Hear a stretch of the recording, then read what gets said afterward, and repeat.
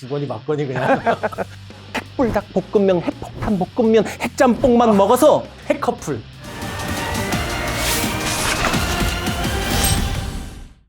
전쟁의 운명이 담긴 문서로 극비작전의 내막을 파헤칩니다.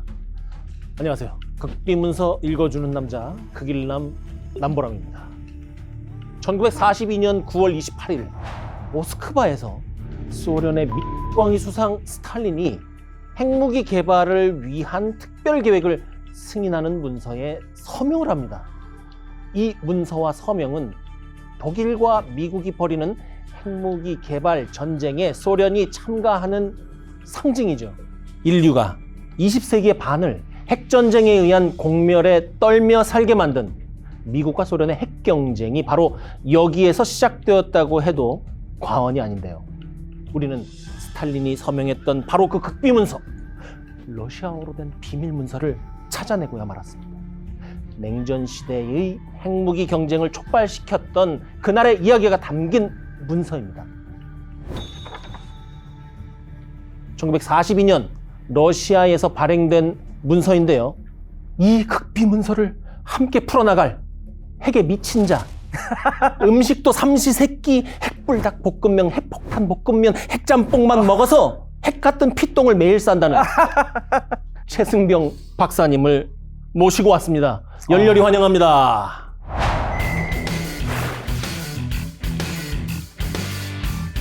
감사합니다. 이렇게 정말 핵핵거리게 만드는 이런 핵미친 소개해 주셔서 정말 감사합니다. 어서 오십시오. 기다렸습니다. 네, 저도 많이 기다렸습니다. 핵멋진 남보람 박사님과 이렇게 영접하게 돼서 너무 네. 반갑습니다. 시작이 좋습니다. 네. 네. 먼저 시작하기에 앞서서 공통 질문이죠. 최승병에게 핵이란? 저에게 핵이란 진짜 인생 접점이라고 볼 수 있을 것 같습니다. 네, 저는 개인적으로 물리학을 전공했었는데요. 네. 제가 또 어쩌다 보니 전쟁사에 많은 관심을 갖고 많이 탐구를 하게 됐는데, 어떻게 보면 그 두 가지 어울리지 않을 듯한 그게 맞닿게 된 계기가 바로 핵폭탄이었습니다. 이 맨하탄 계획을 비롯한 이 원자폭탄 개발 계획을 딱 보고서 야, 너무 재밌다. 어떻게 물리학자들이 이럴 수가 있었지라고 파헤치다 보니까 전쟁사에 관심을 갖게 된 아주 중요한 그런 계기가 됐습니다. 여러모로 기대가 증폭되는 것 같습니다. 증폭. 예. 중요한 말씀입니다. 여기에서 우리가 이렇게 모일 수 있게 해준 극비문서를 바로 공개하도록 하겠습니다. 네. 이 문서 보시면 1942년에 발간된 극비문서고요. 여기부터 읽어보면 쯔드라스트 부이티 각바시딜라 스파시바 하라쇼 소세지 맛있. 자, 이거를 제가 직접 할 필요가 없고 러시아어를 전문으로 하는 분을 모시고 왔으니까 오늘은 제가 좀 편한 것 같아요. 일단 저 위에 파랗고 빨간 거, 우리의 가슴을 뛰게 하는 저 도장이 뭐라고 써 있는 겁니까? 네. 저 위에 파란 게 라사카체니아, 그래서 기밀 해제, 디클래시파이드, 그게 도장이 찍혀 있는 겁니다. 연도는 42년인 것 같고 네. 연구소란 단어와 소련이란 단어는 식별이 되네요. 네. 여기에 있는 1번, 2번 쭉 내려가는 내용은 일반적인 내용이고 제목상으로는 특별 실험을 준비하라 이렇게 되어 있는데 네, 이것은 일반적인 내용인 걸로 봐도 되겠죠? 네, 그래서 굉장히 구체적인 내용이 들어가 있습니다. 우라늄 연구를 위한 이 지시사항들, 이런 내용들이 쫙 돼 있고, 여기서부터 이제 1번, 2번, 그 다음 페이지 3번, 4번에서 8번까지 돼 있는데, 이 내용들이 쫙쫙쫙쫙 써 있는 겁니다. 그런데 이 문서는 우리가 굉장히 잘 알고 있는 내용입니다. 하지만 이 문서는 우리가 익숙하지 않아요. 이것이 원본이라는 말씀이시잖아요. 맞습니다. 우리가 일반적으로 이 분야에 관심이 많은 사람은 이 원본 말고 다른 버전을 잘 알고 있습니다. 바로 이 버전이죠. 여기에 보시면 뭔가 마크도 있고 타이핑도 잘 돼 있고 근사하게 돼 있어요. 아까 본 그 원본의 타이핑본인 거잖아요. 사후적으로 네. 작성된 것. 그렇죠. 네. 그러니까 대부분은 이거를 보고 있을 건데 오늘 우리는 원본으로 시작했다. 여기서부터 일단 우리는 다른 데랑 차별이 되는 겁니다. 계속해서 내용을 보시죠. 네. 굉장히 이거 유명한 문서죠. 이게 소련의 원자폭탄 개발 계획의 그 시작을 알리는 아주 중요한 기밀해제 문서입니다. 아무래도 원자폭탄을 만들기 위해서는 우리가 원자폭탄의 원료, 바로 핵 물질을 갖다가 분리해내는 것이 굉장히 중요합니다. 이것이 첫 단계라 볼 수가 있겠죠. 그래서 이 문서에는 뭐가 담겨 있냐면은 이 우라늄 핵 물질을 갖다가 분리해내고 이게 진짜 가능한 것인지 가능성을 한번 시험해 보라라는 그런 명령이 담겨 있습니다. 동무 우리도 우라늄 연구 시작하라오. 그렇습니다. 이런 거 역시 한마디로 잘 정리해 주셨습니다. 문서의 첫 페이지 보면 일단 극비 문서입니다. 네. 이 극비 문서는 당연히 기밀 해제가 되었기에 오늘날 우리가 볼 수 있는 것이고요. 출처는 소련 국방위원회입니다. 그렇죠. 1942년 9월 28일 모스크바, 우리가 크렘린 하잖아요. 네. 이곳에서 나온 것이고, 이 문서의 볼륨 자체는 그렇게 두껍지 않지만 핵개발 계획, 여기에 결정적인 영향을 미친 문서죠. 그러나 이것이 거대한 담론이나 비전, 마스터 플랜을 담고 있는 것이 아니라 실제로 어떤 작업을 해야 하는가에 관한 지시가 담겨 있기 때문에 더 흥미로운 것 같고요. 네. 문서의 중간의 내용을 보자면 원자 핵 특별 실험실을 일단 마련하라, 이런 얘기가 보이고, 이런 얘기가 2차 세계대전이 한창이던 1942년에 나왔다는 것도 놀라운 포인트인 것 같습니다. 맞습니다. 이때 소련은 사실 독소전쟁으로 정신 없을 때잖아요. 맞습니다. 이게 스탈린그라드 독일군이 몰려가고 있던 바로 그 시기였습니다. 그러면 당장 현실적으로 닥친 가장 큰 위협은 독일의 위협이었을 텐데, 그렇죠. 마침 독일도 원자탄을 개발하고 있었단 말이죠. 그렇다면 독일의 위협 때문에 핵 개발을 서둘렀다, 이렇게 볼 수도 있는 건가요? 그 영향이 없었다고는 볼 수는 없겠지만은 사실 저는 독일이나 미국이 아닌 영국의 역할이 여기서 컸다고 봅니다. 영국? 네. 이 당시에 사실 독일이나 미국 쪽에서의 원자폭탄 개발 프로젝트 상황에 대해서는 소련도 정보가 그렇게 많이 없었습니다, 사실. 유의미한 정보가 들어오지도 않았고, 이게 진실인지 아니면 역정보 흘리는 건지 그거에 대해서도 판단이 안 서고 있었는데, 수많은 스파이를 심어놨던 영국에서 중요한 정보가 들어옵니다. 영국은 그 당시 캠브리지 4라든가 굉장히 요직에 소련과 내통하고 있는 스파이들이 있었는데요. 이들이 이 당시에 영국에서도 원자폭탄이 진짜 가능성이 있는 것인가 전문가위원회 조직해서 한번 검토를 해봤었거든요. 모두위원회에서 이걸 검토를 해봤었는데, 그때 영국에서는 이거 가능하다, 한번 해볼만 하다라는 결론이 내려진 상태였습니다. 이 정보가 들어오면서 소련에서도 한번 영국이 된다고 하니까 우리도 이제 해봐야겠다라는 그런 생각에 이르게 됐던 것입니다. 소련의 스파이들의 활약이 컸군요. 그렇죠. 일반적으로 알려져 있기로는 핵 개발은 미국, 독일, 소련의 삼각 경쟁이었다라고 얘기를 하는데, 그 경쟁 관계 속에서 실제적으로 소련이 핵 개발을 정말 해야겠다, 이 마음이 들게 만든 것은 실은 영국이 숨은 조력자라고 할 수 있었네요. 네, 굉장히 큰 역할을 했습니다. 그렇다면 그 아인슈타인과 실라르드가 루즈벨트 대통령에게 보냈던 편지, 나치 독일이 핵무기를 개발할 가능성을 경고하면서 미국도 이에 대비해야 한다, 이렇게 얘기했다는 것, 이것은 우리가 알고 있고, 거기에서 맨하튼 계획이 착수되었다는 것도 우리는 알고 있는 것 같습니다. 이것으로 인해서 소련의 핵무기 연구가 가속화되었다. 왜? 미국으로부터 첩보를 입수하여서, 혹은 미국의 잠재적 경쟁 국가로서 소련이 앞서야 할 필요성을 느꼈기 때문에. 이러한 관측들은 영 틀린 건가요? 그거 틀리지 않습니다. 그래서 이때부터 소련도 자체적으로 원자폭탄 개발 프로젝트에 착수함과 동시에 이제 스파이망을 미국 쪽으로도 점점 확대합니다. 그래서 이때부터 미국 쪽에 첩자들을 더 많이 심어갖고 맨하탄 프로젝트에 대한 여러 가지 비밀 정보들도 많이 빼내오기 시작하죠. 그러니까 그 뒤로는 이제 미국으로부터 영향이 이제 점점점 늘어나게 됩니다. 그러면 소련이 스파이를 활용을 해서 핵 개발에 관한 첩보를 얻었다는 것은 알았습니다. 그러나 핵 개발을 첩보만 가지고 할 수는 없잖아요. 그렇죠. 실제 추동력은 어디에서 혹은 누구로부터 나온 겁니까? 네, 그게 또 중요한 포인트인데요. 소련 내부에서도 당연히 뛰어난 물리학자들이 많이 있었습니다. 그리고 그 사람들이 이 새로운 원자폭탄에 대한 필요성을 역설했기 때문에 또 동시에 가능했습니다. 그 유명한 사람으로 소련의 핵물리학자 중에 게오르기 플료로프라는 사람이 있는데, 그 당시 나이가 30 정도밖에 안 되는 젊은 과학자였지만은 그동안 전쟁 이전에 서방 선진국들에서 수많은 이 우라늄의 핵 분열 현상에 대한 연구가 있었거든요. 논문도 많이 나왔었고, 이걸 그동안 계속 쫓아오고 있었는데 어느 순간 갑자기 전 세계 학술지에서 저널에서 이 관련된 논문들이 싹 사라지는 걸 이 사람이 딱 눈치채게 됩니다. 왜 갑자기 이렇게 핫한 주제의 논문들이 안 나오지? 이거는 뭔가 진행되고 있다. 뭔가 있다. 네, 이 사람들을 모아서 뭔가 극비 프로젝트가 진행이 되는 것 같다. 그럼 그게 뭘까? 아, 이걸로 무기를 만들려고 하는 모양이다. 이걸 딱 눈치챈 겁니다. 네. 그래서 이 당시에 플리도프가 공군 장교로 복무하고 있었는데 전쟁 중이어서 이제 스탈린 동지에게 청원서를 냅니다. 스탈린 동지, 제가 이 논문들 나오는 거 잘 보니까 저 서방의 네. 제국주의자들이 지금 뭔가 중요한 흉계를 꾸미고 있는 것 같습니다. 있습니다. 그것이 바로 원자폭탄인 것 같습니다. 우리도 이거에 대해서 지금부터 연구를 해야 된다고 강력하게 청원드립니다. 이 얘기가 있었던 거죠. 그래서 그 내부로부터의 목소리와 이 영국으로부터의 첩보를 합쳐서 딱 봤을 때, 아, 이거 우리도 해야겠다는 이 의사결정이 이때 내려진 것이죠.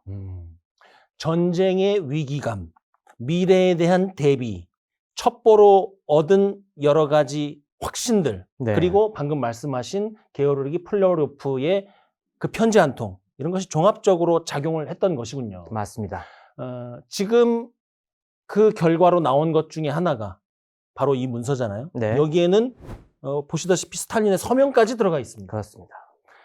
이 서명에 의해서 만들어진 실험실, 이 실험실이 정말 중요한 역할을 하는 건가요? 네, 굉장히 중요한 역할을 합니다. 그래서 이 문서의 내용을 보면은 원자폭탄 개발의 가장 기본적인 기초 연구를 지금부터 시행하는 내용들이 담겨 있습니다. 그거는 무엇이냐면 바로 이 핵분열 물질의 분리 작업. 그 당시에 여기서 보면 두 가지 방법에 대해서 시도해보라는 얘기가 나오고 있습니다. 한 가지는 그 당시 미국도 맨하탄 프로젝트에서 중요하게 써먹었던 기체 확산법이라는 게 있고요. 기체 확산법. 네, 아무래도 우라늄은 235와 238, 이 두 개의 동위 원소가 중에 우리 235만 뽑아내지 않습니까? 네. 235가 조금 더 가볍습니다. 근데 가벼우면은 더 빨리 뛸 수가 있죠. 그래서 기체를 확산시키면은 235가 좀 더 멀리 확산되는 게 있습니다. 그걸 이용을 해서 이걸 골라내는 방법인데요. 이 방법도 하고, 그리고 그 당시에 소련이 굉장히 유력하게 보고 있었던 방법 중에 하나가 원심 분리기를 이용한 방법입니다. 그게 여기서 나오는군요. 네. 원심 분리기. 요즘 왜 북핵 문제 얘기할 때 북한에서 얼마 전에도 원심 분리기 공개했잖아요. 그렇죠. 자기들 공개하고 했던 건데 그 원심 분리기 기술에 사실 지금도 전 세계적인 선진국이 러시아거든요. 바로 이때부터 열심히 연구했기 때문입니다. 원심 분리기는 쉽게 얘기하면 우리 짤순이 그걸 생각하시면 되는데 그 방법이 이때부터 중요한 대안으로 연구를 하라는 지시가 내려왔던 겁니다. 기체 확산법. 네. 이렇게 호 불어가지고 날려보내는 것부터. 더 멀리 날아가는 것만 잘 모아서 모으는 거. 그리고 짤순이 돌려서 짤순이. 네, 거기서 이제 좀 더 무거운 게 바깥쪽으로 조금 더 잘 털려 나오거든요. 그 방법으로 모으는 거, 이 두 가지가 이때부터 연구에 착수했던 것이죠. 문서를 좀 더 보면 네. 뒤에 나오는 페이지에 익숙하면서도 이게 여기에 왜 나와? 이런 단어가 보이는 것 같아요. 네. 첫 번째는 우라늄. 뭐 이거야 당연하다고 치지만 그렇죠. 기본 원료니까요. 강철. 이게 특별 실험실을 편성하면서까지 모을 건가? 비철금속. 너무 넓잖아. 백금. 이게 우라늄 개발하고 무슨 상관이 있는지 좀 설명을 부탁드립니다. 네, 아무래도 실험실에서 실제로 이런 분리 농축을 하기 위한 설비를 만들어야 되기 때문에 다양한 이런 실험 기구들을 동시에 만들어야 됩니다. 그러려면은 당연히 가장 기본적인 철이 굉장히 많이 들어가게 되고요. 그리고 비철금속, 그게 그냥 또 합금을 만들어야 하지 않습니까? 우리 네. 스테인리스강 만들듯이 그런 특수강 같은 걸 만들기 위해서는 거기 들어간 뭐 이 니켈이라든가 코발트라든가 그런 것도 필요할 것이고 네. 그리고 이거 좀 가볍게 만들기 위해서는 알루미늄 같은 그런 걸 만들어야 되는데 네. 이게 지금 우리가 전시라는 걸 이해해야 됩니다. 전쟁 중에 전쟁 상황이군요. 그렇죠. 뭐 아무래도 전차의 장갑이라든가 항공기 프레임을 만드는데 이런 비철금속들이 굉장히 중요하게 쓰이잖아요. 네. 아주 쪼달리는데도 불구하고 이렇게 국가적인 중요한 프로젝트를 위해서 이 자원을 좀 나눠줘라. 이건 명령을 내리고 있는 겁니다. 그 당시의 상황까지 알고 보니까 네. 이것이 왜 필요했는지 알겠고 이 문서를 잘못 해석하면 이거 갖고 핵폭탄 만드는 건가 싶은데 그 실험실을 구성하는 데에 전반적으로 필요한 자원들을 얘기를 네. 하는 거군요. 그렇습니다. 그리고 뭐 사실 이것 말고도 또 굉장히 중요한 자원에 대한 언급이 있습니다. 혹시 가장 중요한 건 뭐였을까요? 이거는 여기서요? 뭐 네, 역시 뭐 박사님이나 저에게도 굉장히 중요한 그 뭔가가 있지 않습니까? 조직을 이끈다. 대수? 물론 사람의 지원도 필요하겠지만 조금 더 우리 물질적인 거, 아주 세속적인 거. 누구요? 아, 맞습니다. 요거. 네, 이게 그럼 역시 뭐니 해도 뭔가 하려고 할 때는 머니죠. 그렇죠. 당연히 돈이 필요합니다. 그 당시 소련은 당연히 통제사이다 보니까 해외 무역에 외화가 굉장히 쪼들렸습니다. 그러다 보니까 이 외화를 해외 통상부에 딱 거기에만 몰아주고 있었는데 거기서 3만 루블을 지원해라. 이게 왜 필요하냐면은 당연히 소련 자체 조달로는 한계가 있기 때문에 외국에서 시약도 사와야 되고 기계류도 특수기계도 사와야 되는데 그걸 위해서 금쪽 같은 외화도 좀 내줘라 라는 얘기도 있습니다. 3만 루블이 이렇게 큰 돈은 아닙니다. 뭐 지금 그 당시 환율로 따지면 그 당시 6,000달러, 지금으로 따지면 10만 달러 정도니까 어떻게 보면 많지 않다고 보일 수도 있겠지만은 이 전시에 한 푼의 외화도 아깝던 시절에 이 정도 돈을 내준다는 거가 중요한 결정이었죠. 제 생각에 여기에 인건비는 하나도 포함 안 돼 있는 거예요. 그렇죠. 애국심으로 갈아 넣으라오! 뭐 이렇게 된 거 아니겠어요? 인건비 한번 잡아와서 말을 안 그렇죠. 들으면 그냥 숙청인데요. 이거 뭐. 공산주의 방식이니까. 그러한 재료 얘기, 뭐 자원, 돈, 전쟁 상황 다 알 수 있었는데요. 네. 이 문서를 통해서 우리가 결국 보고 싶은 것은 당시의 소련의 원자 핵과 관련된 연구의 수준이잖아요. 네. 그것을 추론할 수 있는 내용도 나오나요? 그렇습니다. 아까 이게 기초확산법과 원심분리기 두 가지 얘기가 나와 있다는 거는 네. 이게 이미 소련의 수많은 학자들이 이런 거에 대한 기본적인 이해가 충분히 있었다는 걸 알고 있습니다. 또 여기 보면은 그 지휘자로서 중요한 인물들이 등장하게 됩니다. 네. 그래서 여기서 이 원심분리기 프로젝트를 이끌도록 지시한 사람이 유명한 그 과학자가 프리츠 랑게라는 사람입니다. 랑에? 네, 프리츠 랑게라고 하니까 뭔가 소련 사람 같지 않은 느낌이 들지 않습니까? 저는 그 시계? 독일 시계 중에 랑게라고. 그렇습니다. 맞습니다. 바로 이 사람은 독일 사람이에요. 어, 독일 망명과학자였습니다. 아. 이 사람이 원래 공산당원이었는데 네. 당연히 나치가 등장하면서 공산당을 탄압하니까 그래서 막 소련으로 도망온 이런 학자였거든요. 네. 이분이 굉장히 유명한 실험물리학자인데 이런 식으로 이념에 의해서 이미 그리고 유대인이기도 했고요. 이런 부분에 소련 과학자들과 함께 이런 중요한 기초 연구들을 이미 수행하고 이해가 있었기 때문에 이제 물자와 자금만 대주면 곧장 나갈 수 있는 준비가 이미 돼 있었다는 것이고요. 그리고 그럼에도 불구하고 아직 많은 연구가 돼 있지 않았기 때문에 일단 실증 실험부터 해보고 그 다음부터 폭탄을 개발하자. 그래서 아직은 그래도 기초 연구 수준이었다는 그런 걸 동시에 알 수가 있습니다. 그러면 다음에 나오는 이 희한한 종이 하나가 당시의 상황을 설명해 줄 수 있을 것 같아요. 네. 동무, 일단 실험해 보라오. 저는 이런 느낌을 받았는데 사람 이름이 쭉 이렇게 나오고 빨간 글씨로 뭐라고 호로록 써놨는데 이거는 저 영어로 번역해 보니까 오더더라고요. 네네, 오더. 맞습니다. 오더. 이게 명령인지 아니면 뭐 영수증인지 그것까지 잘 모르겠습니다만 네. 이 내용은 어떻게 해석해 볼 수 있을까요? 네, 이건 명령하다는 뜻입니다. 여기 나온 건 사람 이름들인데요. 네. 말 그대로 이 앞에 문서 내용은 총 8가지의 지시사항으로 구성이 되어 있습니다.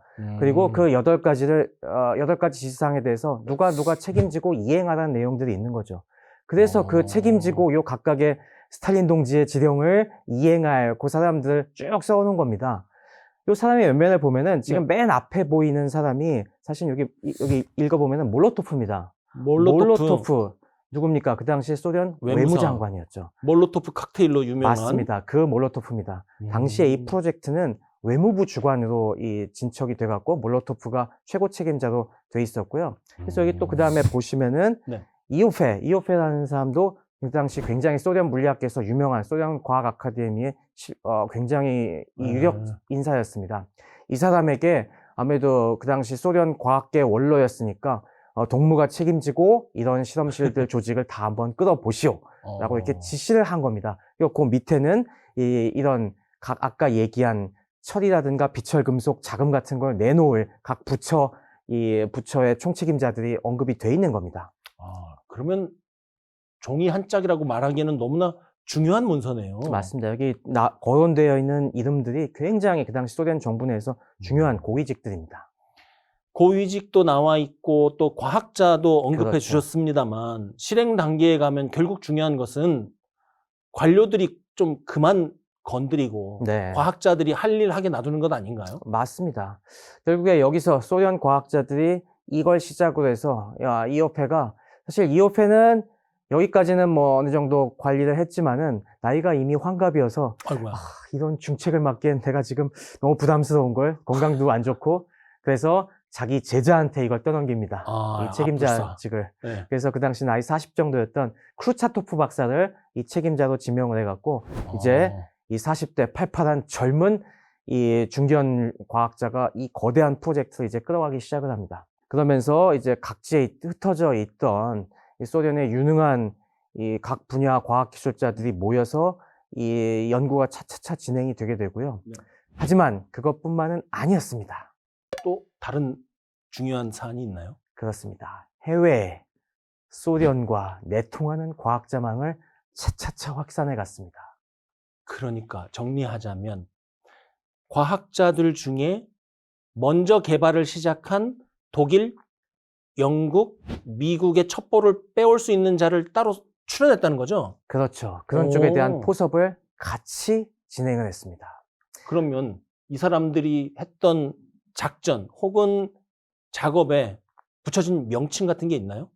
뭐 이게 이 소련이 그 당시 정보 개통이 원래 이런 공산주의 국가들은 정보 개통이 여러 갈래로 촘촘히 자기들도 잘 모르게 진행이 됐지 않습니까? 그래서 소련 총참모부 정보국 게르가 또 작업을 했고, 그리고 내무위원회 엔카베드에서도 그쪽에서도 작업을 했고, 여러 계통에서 포섭 작전을 펼쳤는데, 네. 이게 뭐 내무인민위원회에서는 거대한 작전이라는 이름으로도 이런 정보 활동을 했고요. 하지만 이게 하나만은 아니었습니다.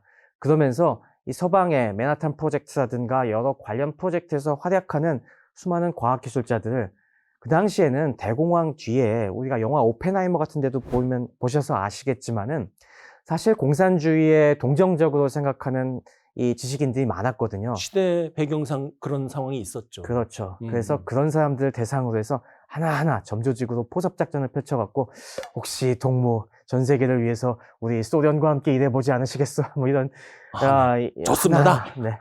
그러면은 뭐 아시는 거 저한테 때 되면은 봉투 하나 쓱쓱 넘겨주시면 됩니다. 이런 식으로 하나하나 그 스파이망을 확산해 갔던 것이죠. 어떻게 보면 반역자인데 미국 내에 소련과 연줄을 가진 그런 반역자 과학자가 있었다는 얘기네요? 네, 여러 경로가 있었는데요. 일단 미국 내에도 사실 러시아에서 이민 온 사람들이 굉장히 많이 있었고, 또 1920년대, 30년대 소련 쪽에서 많이 잠입을 시킵니다. 그냥 단순 이민자 망명객으로 위장을 해갖고 이미 거기에 딱 신분 세탁을 마치고 들어 앉아갖고 거기 요소에 취직을 해서 정보를 빼는 이런 스파이들도 있었죠. 유명한 사람이 이제 소련 태생의 미국인 중에 코발이라고. 저 그 사람 압니다. 네. 냄새 맡는데 귀신이고 빨빨거리고 잘 돌아다닌다고 그래갖고 코발이라고 그랬잖아요. 그랬던 것 같습니다.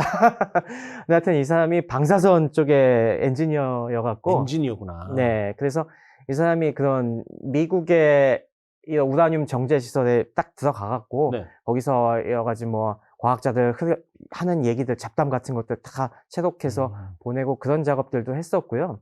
중요한 경로가 독일의 망명과학자들.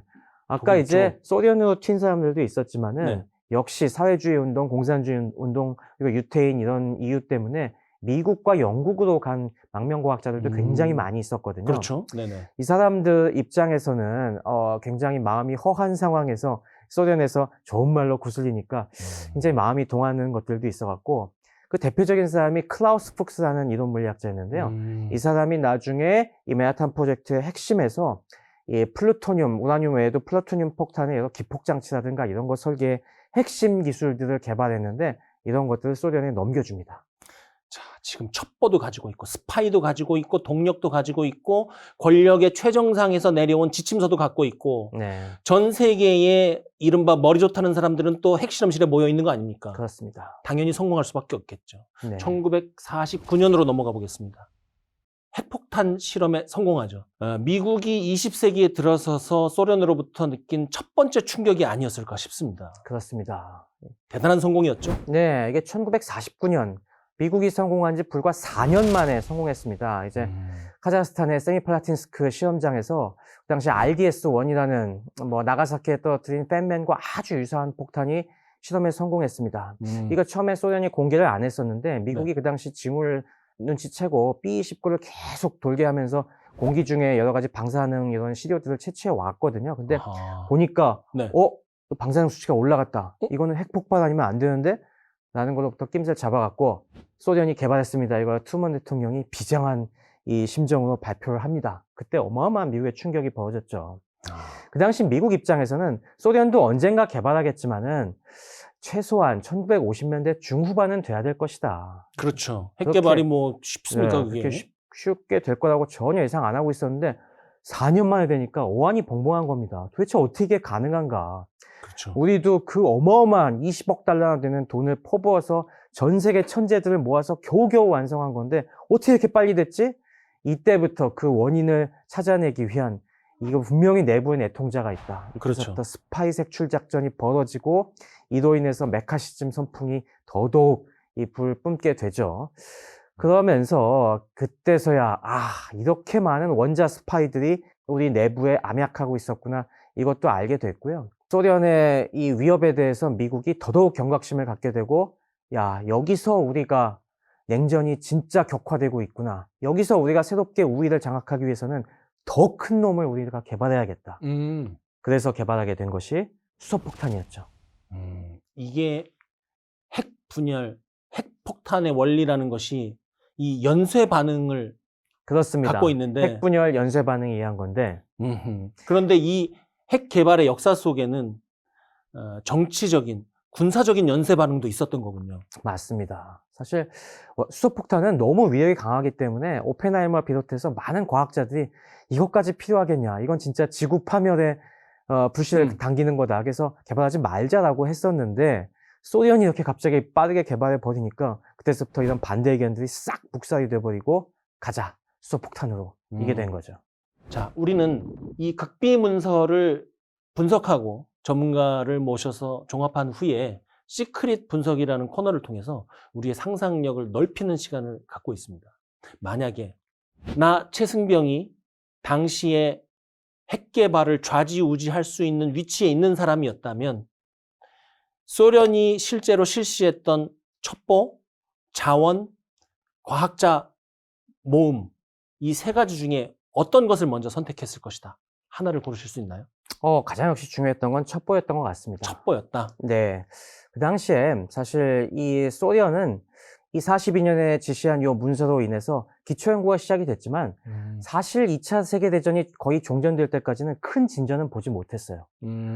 왜냐하면 소련 내부에서 계속 하면서 이게 진짜 되나 마나 이거에 대한 여전히 의구심이 있었는데 딱 바뀌게 된 게 히로시마 나가사키 원폭이 진짜 떨어지는 걸 보고서 쟤네들 진짜 만들었네. 그때부터는 이 개발 관리 주체가 바뀝니다. 네. 그 전까지는 몰로토프의 외무부가 이제 이걸 주도했다고 했었는데 역시 이거 외무부 갖고는 안 되겠군 하면서 베리아에게 이걸 맡깁니다. 내무인민위원회 엔카베드의 베리아한테. 베리아는 정말 잔인무도한 사람이지 않습니까? 그렇죠. 그때부터는 이 막강한 파워를 동원해 갖고 우리 빨리 따라잡아야 된다라고 하면서 이제 전쟁도 끝났겠다. 우리 모든 자원을 원자폭탄으로 지금부터 쏟아붓는다. 라고 하면서 밀어붙입니다. 진짜 돌격전으로 거의 이 원자폭탄 개발을 하게 되는데 요때 바로 이 사실 원자폭탄 개발이라는 게 어마어마한 시행착오가 따르는 것인데 그때 이 시행착오를 하지 않게 만들어준 핵심이 바로 미국으로부터 넘어온 정보였습니다. 미국은 이렇게 해서 성공했다더라. 그 정보가 있으니까 딱 그 방법을 따라서 이제 밀어붙이니까 이렇게 빨리 성공할 수 있었던 것이죠. 박사님이 2차 세계대전 전후의 국제적인 상황을 떠올려 볼 때 이러한 동일한 수준의 첩보와 어떤 국가 중심으로 움직이는 체제를 갖고 있었다면 소련처럼 핵 개발을 할 수 있었던 다른 나라도 있었을까요? 아무래도 뭐 영국은 그만한 충분한 영향이 있었으니까 영국도 금방 했을 것이고 독일도 사실 그만한 지원이 있었으면 했을 것 같습니다. 정보와. 당연히 독일은 전쟁 중에 일찍 시작했긴 했지만은 독일은 시행착오하다 끝났거든요. 그러다 보니까 중간에 이 히틀러와 이 나치 수뇌부들이 흥미를 잃었어요. 이거 언제 되냐? 이거 시행착오만 하고 뭐 별 나오는 게 없잖아. 라고 하면서 뭐 V2라든가 그런 다른 프로젝트로 자금을 지원을 확 돌려버립니다. 그러다 보니 네. 그래서 이제 사실상 전쟁 중반 이후로는 거의 진척이 못된 상태에서 끝나버렸어요. 그리고 뭐 전후에 또 역시 프랑스라든가 이런 과학 선진국들, 이미 뛰어난 과학자들이 갖고 있는 입장에서는 어느 국가라든가 그만한 지원을 퍼부어 줬으면 할 수 있었던 일이었긴 했습니다. 하지만 소련의 경우처럼 완벽하게 시행착오를 되풀이하지 않을 수 있는 정확한 정보와 그리고 또 체제의 그 무서움. 사실 이 소련 핵개발 프로젝트는 정말 많은 비극이 있었습니다. 워낙 강제로 푸시하다 보니까 안전을 신경 쓰지 않았어요. 그래서 이 아까 그 이오페 대신에 이 핵 개발의 총책을 맡았던 쿠르차토프 박사조차도 네. 49년에 실험하다가 큰 피폭 사고를 입습니다. 아, 그래서 그 사람이 그때부터 건강이 안 좋아져 갖고 정작 스승 이오페보다 먼저 죽어요, 나중에. 그 이건 후유증으로. 막 굴리는 것처럼 굴려버렸군요. 이 사람을 갈아 넣는 그 잔인함이 또 있었기 때문에 음. 빠르게 성공할 수 있었던 것이죠. 자, 그렇다면 이때 첩보 유출을 방지했거나 아니면 스탈린이 다른 데 더 관심을 많이 가져서 소련이 핵실험에 성공을 못했다. 굉장히 그 무책임한 질문이긴 한데 역사가 바뀌었을까요? 아니면 그대로였을까요? 많은 변화가 있었겠죠. 아무래도 이 냉전이 격화된 가장 중요한 계기가 소련의 원자폭탄 실험 성공이었기 때문에 아무래도 그렇다고 냉전이 안 벌어지진 않았겠지만은 냉전이 조금 더 늦게 불이 붙지 않았을까 그런 생각도 들고요. 역시 우리 6.25에 대한 영향이 컸을 것 같습니다. 이게 6.25에 대해서 굉장히 복합적인 영향을 주게 되는데 49년에 공산진영이 핵을 갖게 되니까 그때부터 김일성이 더 심장에 불이 붙기 시작했죠. 야, 이 기세라면은 빨리 우리가 남침을 해도 되겠는걸? 라고 해서 남침을 좀 더 가속화한 그런 계기가 됐고 그만큼 우리의 비극이 더 빨라진 계기가 됐고 근데 또 세옹지마라고 이게 49년에 미국의 경각심을 높임으로써 미국이 요때 한동안 평화에 취해 있었지 않습니까? 군축도 네, 많이 하고. 그렇죠. 하지만 요 시기에 다시 한번 이 군사력 증강에 대한 경각심을 갖게 되면서 마침 또 아니 이런 엄중한 시기에 저 동아시아에서 공산당이 도발해? 이거 우리 여기서 확실하게 막아야겠다라는 의사결정을 하게 만든 또 계기가 되기도 했죠. 그런 면에서 우리 민족의 운명에도 큰 영향을 준 네. 그런 사건이 아니었나 싶습니다. 핵 명료한 답변이었던 것 같습니다. 네. 네. 오늘 이렇게 핵 멋진 분이 잘 이끌어 주셔서 아주 좋은 녹화가 되는 것 같습니다. 아주 그냥 주거니 받거니 그냥 핵 커플. 자, 오늘 우리는 소련 핵개발 역사의 시작을 알리는 극비 문서를 통해서 이 지구를 죽음, 독재, 탄압, 비인간으로 물들였던 공산주의의 일각을 엿보았습니다. 알버트 아인슈타인이 이렇게 얘기를 했다고 하더라고요. 나는 제3차 세계대전에서 어떤 무기를 가지고 싸울지는 알지 못한다. 그러나 제4차 세계대전은 막대기와 돌을 들고 싸우게 될 것이다. 3차 세계대전에서 핵전쟁이 일어날 수도 있다는 것을 전제한 것이겠죠. 만약 소련과 미국이 벌였던 지난 핵무기 경쟁이 전쟁으로 이어졌더라면 막대기와 돌을 들 사람조차 지금 남아있지 않았을 것이다. 저는 이렇게 생각합니다만 상상할 수도 없는 20세기의 거대한 공포, 핵무기의 개발이 시작된 극비 문서를 여러분과 함께 알아봤습니다. 여러분 소감이 어떠신지 댓글을 통해서 한번 남겨주셨으면 좋겠습니다. 오늘 이 어려운 문서를 누구보다도 전문성 있게 핵 간단 명료하게 풀어주신 우리 최승명 박사님 다시 한번 오셔서 감사합니다. 추천해 주셔서 감사합니다. 네. 극비문서, 전쟁의 실마리, 전에 없던 새로운 충격적인 극비문서를 가지고 돌아오겠습니다. 구독, 좋아요. 알림 설정까지. 무기나 장비 개발에 그런 역사가 의외로 많잖아요. 네. 후발주자가 선발주자를 앞서는 그렇습니다. 시행착오를 줄일 수 있고 시행착오에 쓸 기회, 예산, 시간 이런 것들을 실질적인 발전에 쓸 수 있으니까. 네. 그런 경우에 통상 선발국가가 만든 것보다 더 낫단 말이에요. 네. 소련의 핵무기도 좀 더 나은 부분이 있었다 이렇게 생각할 수 있나요? 그런 부분이 있었습니다. 있어요. 바로 우리가 오늘 살펴본 문서에서 보이는 원심 분리기 기술이 그렇습니다. 그 당시 미국의 맨하탄 프로젝트는 여러 가지 방법으로 시도를 했지만은 이 가스 기체 확산법에 가장 중점을 두고 했거든요. 근데 이거는 에너지가 어마어마하게 많이 드는 방법이에요. 사실 좀 비효율적입니다.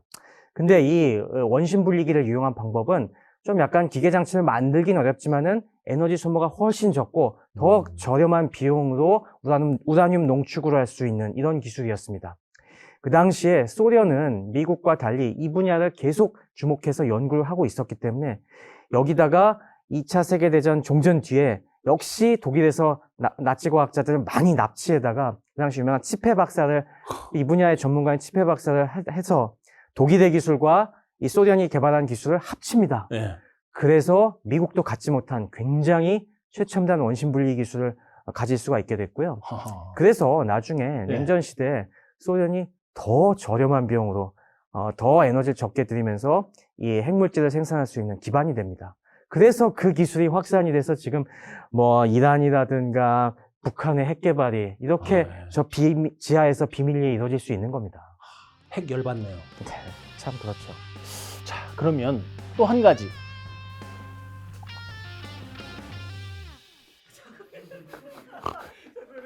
뭔지 모르지만 나도 보고 들은 게 있단 말이야. 이렇게 하랬단 말이야. 감사합니다.